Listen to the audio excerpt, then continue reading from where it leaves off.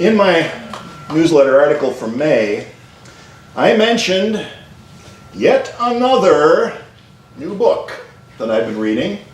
Seems I have one every week. Anybody have that problem? You got them stacked up on your nightstand and you're getting through it? Yeah, that's a unity thing. This new book I've been reading is called The Accidental Universe. The World You Thought You Knew. By a guy named Alan Lightman. He's a theoretical physicist. And the book consists of 7 essays on various aspects of the universe. And they're titled various things like The Accidental Universe. Something ringing? Yeah, I can hear it too. Something picking me up? Try muting all the microphones up here. That's got it. Okay. Something was picking me up and feeding it back through. Now, where was I? The titles of the essays. One is called The Accidental Universe. One is called The Lawful Universe, The Symmetrical Universe, The Spiritual Universe. You get the idea. And out of the essay titles that I've already mentioned, you can probably guess which one I read first. I jumped right into The Spiritual Universe because that's the chapter where the author wrestles with this age-old and often uncomfortable relationship between science and religion. One of the main reasons I'm a Unity minister today is because Unity embraces science. We get along well. We're not afraid to follow the evidence. Following the evidence as opposed to blind belief based on ancient scripture or things that authority figures tell us. Those of you who have read any of the older editions of Unity books, especially the ones that were written by our co-founder Charles Fillmore, you might remember a statement that used to appear in the preface of those older editions of our books that would say something to the effect of, our objective is to discern the truth and prove it. And it also said that we do not claim special revelations or the discovery of new spiritual principles. It's a really important statement because that's the same way that it works in math and science. They're not inventing anything. They're not finding something that wasn't necessarily there before. They're simply arriving at a new level of understanding the things that have been in place since the beginning of time. 1 plus 1 has always equaled 2, even when there were no human beings in this universe to realize it. That's just the way it works. So in The Accidental Universe, the author talks about what, in his opinion, are the 2 central doctrines of science. These here. He says, first of all properties and events are governed by laws. And those laws are true at every time and place in the universe. And the second thing is that we are making continual progress toward discovery of those laws. In other words, we can know them. They're knowable. They're accessible to us. The laws are knowable, but we don't know everything yet. And neither did Charles Fillmore. When Charles was busy writing his books, think about this. Germ theory was in its infancy, so he had a tendency to dismiss germs and bacteria as the cause of illness. We didn't know about DNA and our genetic blueprint. We didn't know about the true age of the universe and the Big Bang theory. A lot of things that Charles wrote about are no longer valid. They've been overtaken and they've been made obsolete by new discoveries. That's the way it goes. And you know what? He'd be okay with that. He'd be okay with that. He always said, Charles Fillmore, he always said that he reserved the right to change his mind. That's an important thing. That's one of the greatest qualities of the scientific method. Ask a scientist, what would make you change your mind? His response would be evidence. All right? Ask a religious fundamentalist what would make them change their mind about their beliefs. Their answer would be nothing. That's the crucial difference. It's okay to be wrong when you're following the scientific method. It's okay to be wrong. It's part of the process. You're going to be wrong. That's how we learn. If your hypothesis doesn't work, if it doesn't hold up to the evidence, well, then you're going to have to go back to the drawing board. If new discoveries prove an old theory to be wrong, Go back to the drawing board. That's how we learn. That's part of the creative process. But there are some things that they got right in the very earliest days of unity, ideas that still work today. Here are 4 statements about God. 3 of them come from Emily Cady, 1 of them from Charles Fillmore. Look at these. God is spirit, or the creative energy that is the cause of all visible things. God as spirit is the invisible life and intelligence underlying all physical things. God is not a being or person having life, intelligence, love, power. God is that invisible, intangible, but very real something we call life. Number 3, God is the name we give to that unchangeable, inexorable principle at the source of all existence.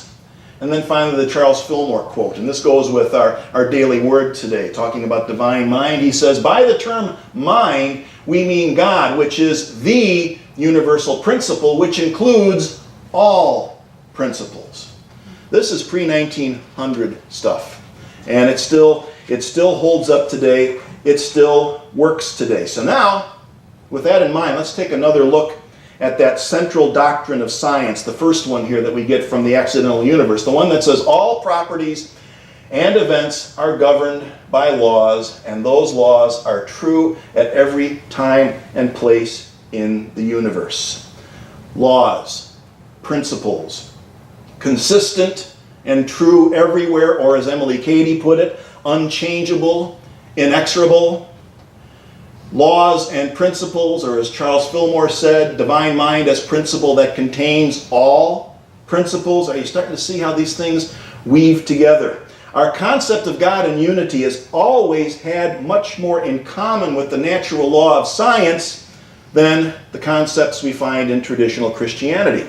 Because a lot of traditional Christianity tells us that God is a guy, right? A supreme being, an entity with human qualities who stands outside of time and space.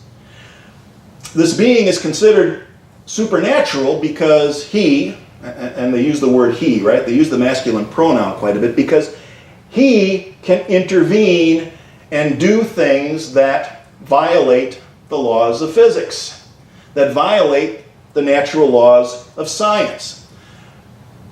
When a lot of people use the word miracle, that's what they're talking about. They're talking about supernatural interventions that go against the laws of physics and natural laws. Well, here are some of the things that people used to think of as miracles, as supernatural events caused by a god, or maybe gods, or maybe even goddesses. Check out the list here. Things that we thought were supernatural miracles. Thunder, lightning, earthquakes, volcanoes, eclipses, the sun, the stars, and much, much more. The list goes on and on. And does anyone today still think those things are miracles in the sense that they're supernatural in origin, or that they somehow violate the natural order of things, natural law, the laws of physics? Let's face it, our list of miracles, like that one there, has been shrinking over the centuries. And if you believe that God is a supernatural being that does unnatural things, then that God is shrinking too. And that bothers some people who often react like this. Science, ruining everything since 1543. Taking away all of the stuff that we once, and they have pictures up there of a unicorn, and the Michelangelo depiction of God as the gray-bearded guy in the sky, and so on and so forth. Science ruins everything. Does it really? Does it really? I think that a principle-based concept of God is truly unlimited. Principle will always be consistent with our understanding of reality and be open to the vast and unlimited possibilities of the things that we don't know yet, the stuff we're just starting to explore. We still use the word God, as much as we like a principle-based concept of God and unity. We still use the word God. You're going to hear it a lot because, well, I one time tried to go back and look at a lot of our songs and poems and things like that and substitute the word principle for God.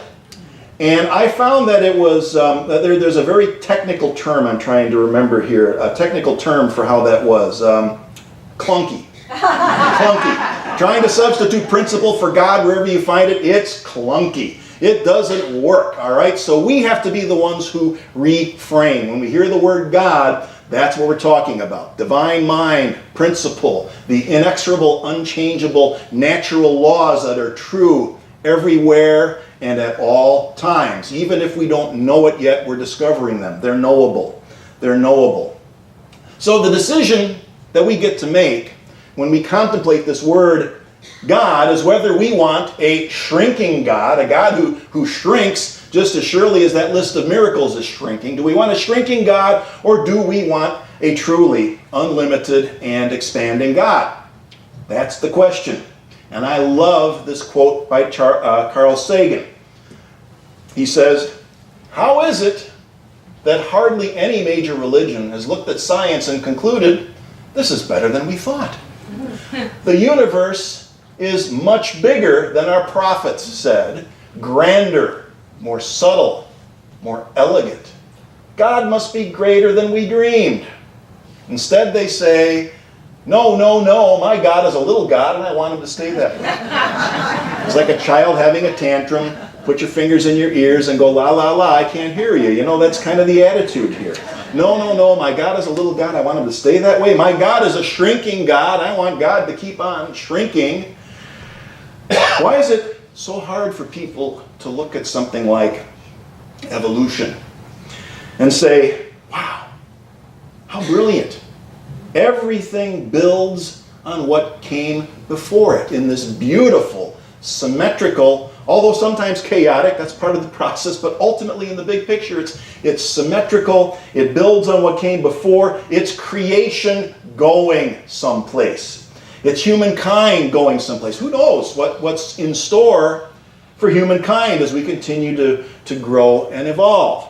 So Charles and Myrtle Fillmore in the formative days of unity, they were confronted with the incredible shrinking God in a big way because they were living through all the controversy and the turmoil that surrounded Darwin's book on the origin of species.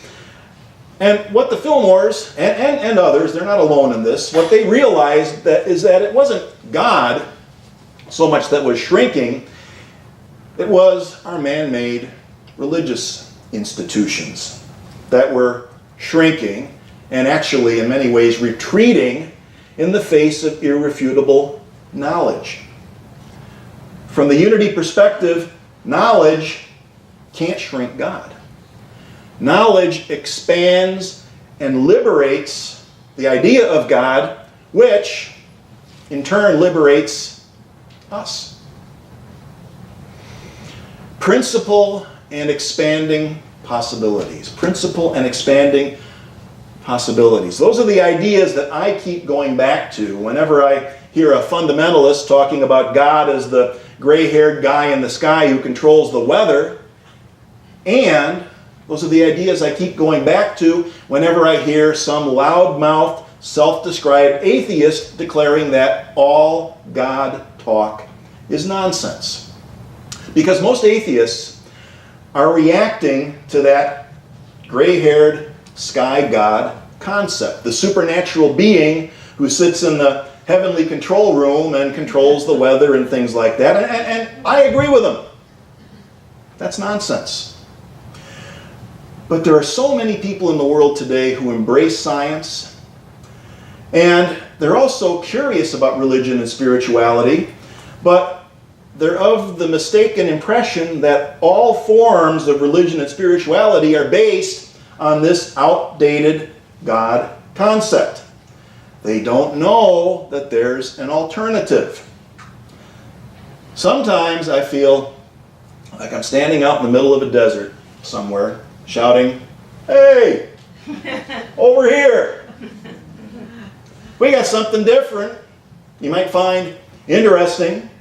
I want to tell them that we've moved away from that mythical an anthropomorphic God concept. We've evolved our God talk. So come in and evolve with us. That's what we offer. And that's why I try to be very clear and very consistent about my own worldview, which I own. My worldview contains no supernatural or otherworldly beliefs. I am very clear about that. Reality is my God, and evidence is my Scripture. That's from a guy named Michael Dowd, who wrote the book Thank God for Evolution. Reality is my God, and evidence is my Scripture. And personally, I think there are a lot of people looking for something like this. They just don't know where to find it. A lot of people are looking for something like this, and it doesn't mean that we have to give up things like mystery, awe, and wonder. The true, the good, and the beautiful will continue to move us. And those are the things that we excel at on the spiritual side or the intangible side of reality. Science does the equations and things like that, and we're good at exploring the true, the good, and the beautiful. What moves us? What ought we do in the world? Those kind of questions. So, contemplating reality as principle, as mind, it expands the field of mystery and awe, just like it expands everything else for us. Albert Einstein really got that. And I think you would agree with me that Albert Einstein was what you might call a reality and evidence-based guy, pretty much. I'm going to give you the long quote here this morning because it's worth taking home. You've got it in your handout. It's worth taking home and sitting with it. And I'll offer it here as a let's call it a closing meditation. He says that the most beautiful thing we can experience is the mysterious. It is the source of all true art and science. He to whom the emotion is a stranger, who can no longer pause to wonder and stand wrapped in awe, is as good as dead. His eyes are closed.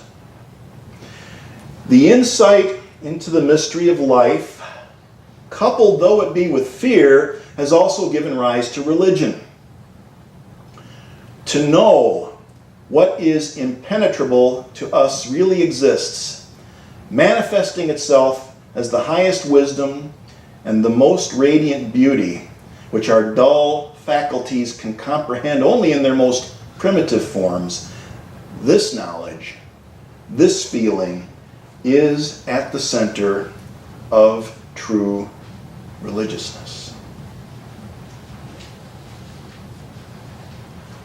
The universe is much bigger than our prophets said, grander, more subtle, and more elegant. God must be even greater than we dreamed, or perhaps, I would suggest to you, greater than we can dream. So, dream on. See you in a couple weeks.